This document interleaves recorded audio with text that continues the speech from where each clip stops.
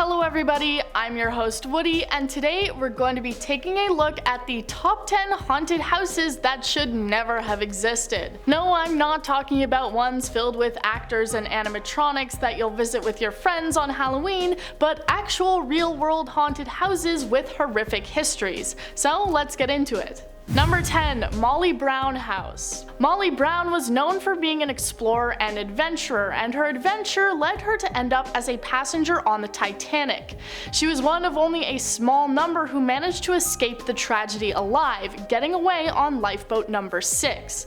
She was known as the heroine of the Titanic, as she tried to get their lifeboat to turn back and find more survivors, and even got the first-class passengers to donate money to the less fortunate who had lost everything in the event. She then returned to her home in Denver, where she lived for years until she finally passed away in 1932. Brown and her separated husband and mother apparently still remain in the home, haunting it to this day. Visitors say that they can often see the figures of the three in various different rooms throughout the house. Furniture will be moved and rearranged, and this most commonly occurs in the room that used to be their daughter's. The house now serves as a museum, and if you're interested, you can visit it to this day. Number 9. Woodburn Mansion. The Woodburn Mansion is located in Dover, Delaware, and was built back in 1790. It is often known for its purchasing in 1965 to be the residence of the governor, but others know it for its history of ghostly appearances. The first ghost was sighted in the home around 25 years after it was built. The two owners at the time were entertaining a preacher, and when they sat down for dinner, he asked if they shouldn't be waiting for the other guest before they start their meal, but the owners explained that there was no other guest. But the preacher described a man he had seen in the home that matched the exact description of one of the owner's fathers. The ghost of her father had also been seen by other guests over the years.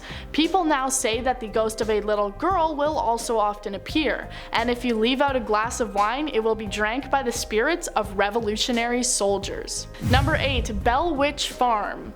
The Bell Witch is known for being one of the most well-documented supernatural stories ever.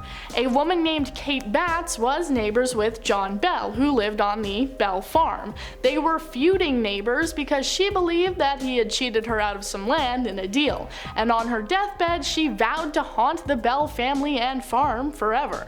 For the next 3 years, they experienced very strange things happening.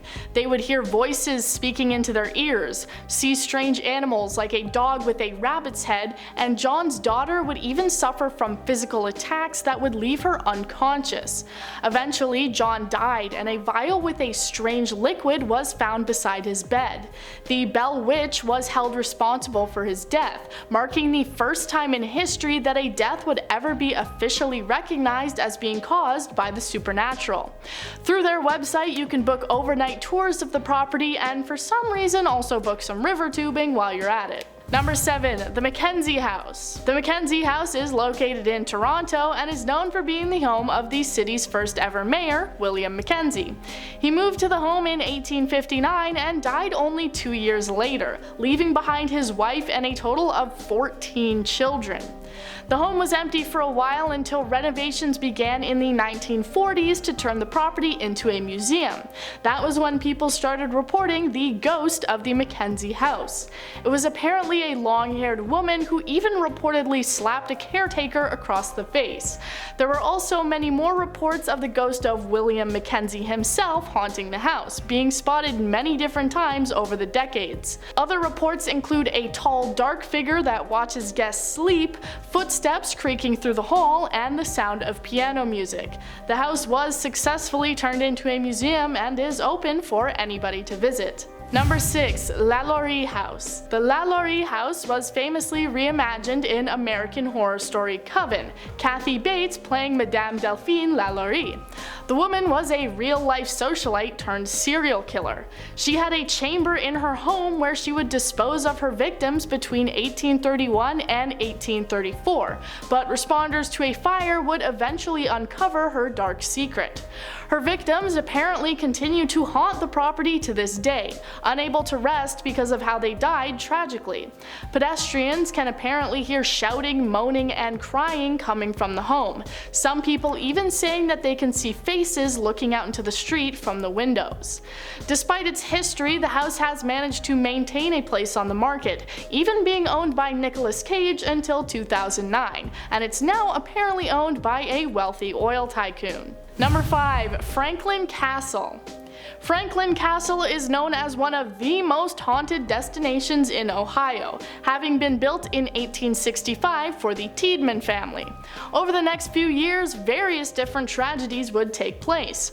4 of the family members died, and the father apparently had a hidden passage inside the home where he killed another member of his family and his mistress. Since then, those who have been inside the castle cite various different paranormal experiences and strange occurrences. In the tower window, there is apparently a woman in black who will stand there looking out at passersby. There are also reports of crying children, doors flying off hinges, and lights spinning. You can also apparently hear footsteps inside the home even if you're alone, and if you leave something on a floor or a table, it will be moved to a different spot. Human remains were also once found inside the home in the 1970s, though it was never confirmed whether or not they were real. Number 4. Joshua Ward House. The Joshua Ward House was built in Salem in 1784, Salem being known as one of the most haunted cities in the world due to the witch trials that took place there. The home was built by Joshua Ward on property that was first owned by George Corwin, the High Sheriff of Salem during the trials.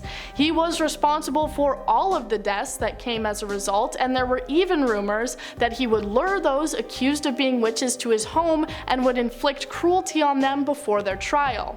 Many times after a witch was found guilty, George would go to their home and steal their belongings, an action that would eventually end up with him being arrested. After he died, he was buried in the basement of the home, and as a result apparently haunts it to this day. People report the feeling of being choked, apparently by George's spirit, and there are 2 others that haunt the home: Giles Corey, a man who was found guilty as being a warlock, and another unnamed witch. Number 3. The Myrtles Plantation. The Myrtles Plantation in St. Francisville is said to be one of the creepiest places in the South, and is even called one of the most haunted houses in America.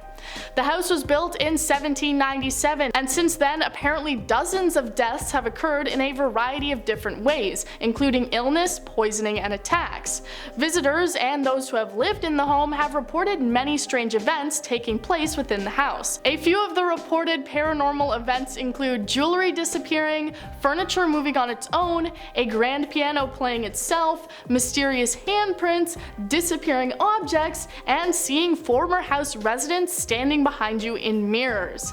In the 70s, when it was purchased by the Myers family, there were numerous reports and even photos of the spirit of a young girl haunting the property. Now it stands as a bed and breakfast, popular with those chasing the paranormal, and you can receive tours late at night. Number 2. The Winchester Mystery House. This one is probably the most popular and well known on this list. The Winchester Mystery House was built in San Jose, California, and is said to be haunted by the ghosts of everyone who was killed by a Winchester weapon. Sarah Winchester lived in the home after the death of her husband, the founder, and was tormented by the spirits of everyone who had died, so she started adding rooms to the home to make room for and confuse the restless spirits. Over time, the home became a labyrinth with many confusing features, including halls to nowhere, cut-off staircases, and sloping floors. The house now apparently has 10,000 windows, 2,000 doors, 47 fireplaces, 40 staircases, 13 bathrooms, and 9 kitchens. Sarah Winchester died in 1922, and the home is now host to tours for anyone who wishes to go in search of evidence of the many ghosts within the walls. Number 1. The Whaley House. In the year 1852, a man named James Robinson, also known as Yankee Jim, was sentenced to death for the crime of grand larceny or theft. Years later, a couple named Thomas and Anna Whaley built a house on the exact spot where Yankee Jim had passed away. As a result, the home apparently became haunted by his restless spirit. His footsteps were apparently able to be heard throughout the house. As years went on, though, more ghosts came to inhabit the property, including Mr. and Mrs. Whaley after they had passed away, along with their dog. All their ghosts have been reported as being sighted within the home. The sightings and paranormal events apparently became so overwhelming that in the 1960s, the US Commerce Department classed the house as officially haunted. It is now a museum that offers nighttime tours to those who are interested in potentially catching a glimpse of the ghosts. Thank you guys for watching. That was 10 haunted houses that should never have existed. Which one of these would you spend a night in if you had to pick? Let me know.